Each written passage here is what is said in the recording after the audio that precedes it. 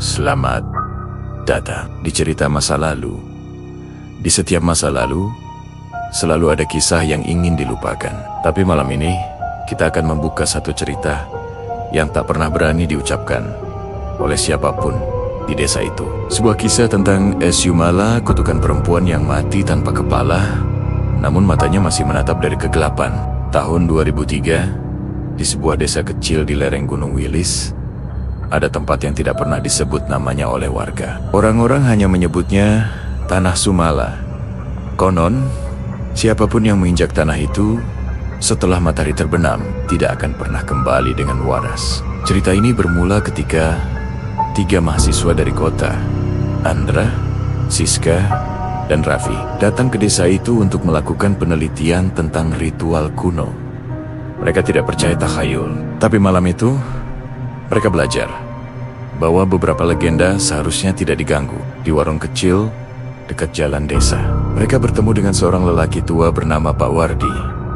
Wajahnya pucat, matanya dalam seperti menyimpan ketakutan lama. "Kalian jangan ke tanah itu, nah. Malam Jumat ini, Sumala berkeliaran. Kalau kalian dengar suara perempuan nangis dari hutan, jangan jawab. Jangan." Tapi Andra hanya tertawa kecil. Paling cuma cerita orang kampung, biar tempatnya tetap mistis, katanya. Mereka pun tetap pergi. Saat matahari mulai turun ke balik bukit, jalan setapak menuju tanah itu gelap dan sunyi. Udara berbau anyir, seperti darah lama yang mengering. Di tengah perjalanan, Siska melihat sesuatu. "Andra, lihat deh, itu kain putih di pohon." Benar, di dahan pohon besar tergantung kain putih panjang, seperti kain kafan yang sudah robek di ujungnya. Dan di bawahnya ada bekas darah segar yang menetes ke tanah. Saat mereka menoleh, kain itu bergerak sendiri, seperti ditiup angin dari arah berlawanan. Tapi tak ada angin malam itu. Lalu terdengar suara perempuan menangis di kejauhan. "Tolong, kepalaku, kembalikan kepalaku. Kalian dengar gak?" Suara itu makin dekat. Raffi menyalakan senter, dan saat cahayanya mengarah ke depan, terlihat tubuh seorang perempuan berdiri tanpa kepala. Tubuh itu perlahan menoleh meski tak punya kepala, seolah-olah ia tahu di mana mereka berdiri. Dari lubang lehernya menetes darah segar, dan sesuatu merangkak keluar.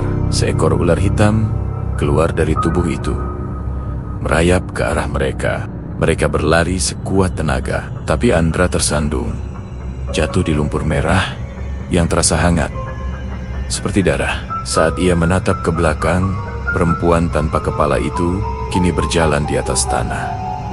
Matanya muncul di udara, menggantung, menatapnya. "Kau sudah memanggil namaku." Esok pagi, warga menemukan 2 mahasiswa terbaring di tepi hutan dengan wajah membiru. Tapi hanya satu yang tidak ditemukan. Andra, di tanah tempat ia terakhir kali berdiri. Ada bekas langkah berdarah dan coretan di tanah. "Dia sudah punya kepalaku." Hingga kini, warga desa masih percaya bahwa Sumala adalah roh perempuan yang dibunuh oleh kekasihnya sendiri. Kepalanya dipisahkan dan dikubur di tempat lain. Dan setiap malam Jumat, ia mencari siapapun yang berani menyebut namanya untuk mengambil kepala pengganti. Jadi, kalau suatu malam kamu mendengar suara perempuan menangis, jangan panggil, jangan jawab, karena mungkin Sumala sedang memanggil namamu. Terima kasih sudah menemani cerita masa lalu. Jangan lupa subscribe dan nyalakan loncengnya, agar kamu tidak ketinggalan kisah-kisah berikutnya. Sampai jumpa di kegelapan selanjutnya.